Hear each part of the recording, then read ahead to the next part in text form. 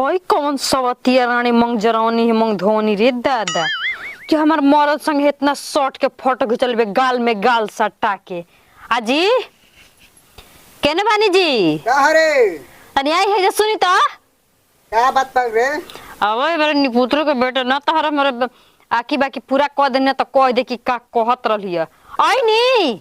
रुक आवत नहीं का तोर परेशानी हो जाला रे। कैसे आवत तनी कि आई नी रहो जल्दी है जा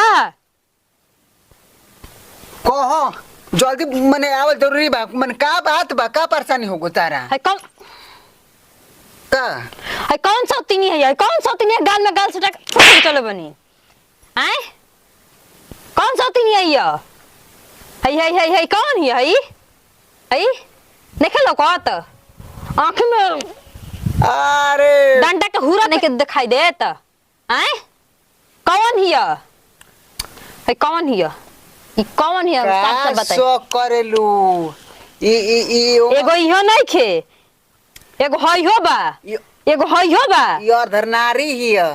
का अर्धनारी कुछ भी हो को नारी तो हिया ना अर्ध मने ओकर का सिस्टम नहीं खे अर्धनारी तार बुझात नहीं के समझत लू काहे ओकर लगे शरीर नहीं खे ओकर लगे बार बा गाल बा उठलाली लगल बे कुल कल शॉट के फोटो खिचैले ह अरे लवांडा हवे नती दो गला हमार से सब फोटो त ना खिचैले हो कबे लवांडा छक्का जे के कहल जाला न ऊ हा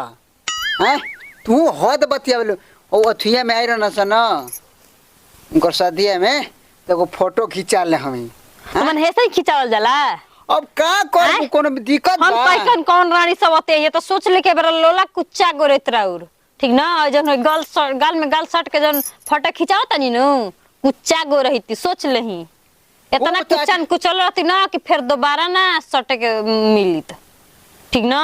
मने अब एगो तू लमांडा संगे फोटो खिंचा ले हाता ना मने तू करतलो बाकी लागत ये लड़की लड़की सही नहीं बताई हो। के हई के एगो वीडियो बनौले बन देखी हो हे मा एगो है देखत एगो वीडियो है देखत है देख ले वीडियो बा देखो है नाचा तरी से ना है देखो है अच्छा हाँ है वे ना खूब खूब अथु करेलू हैं हम कहे कि कुछ और मने कुछ और माने तानी मानी है तना करियट मैरिज छोड़ के हम जाइब ओए इतना सु घर हम का करेट बनी हम कर चाम के जी भला पटा गेलो तू गजब बतिया बेलो अपने देखा ना करिए झामा ईटा वाला हमरा के करेट कहत काम करे हमरा के शौक ना कहबी हम तो कनिया के कुछ और बवाल हउए लेकिन जा बच गोला आज कैसो हमारा प्रकोप से ठीक ना आ का करत तनी जी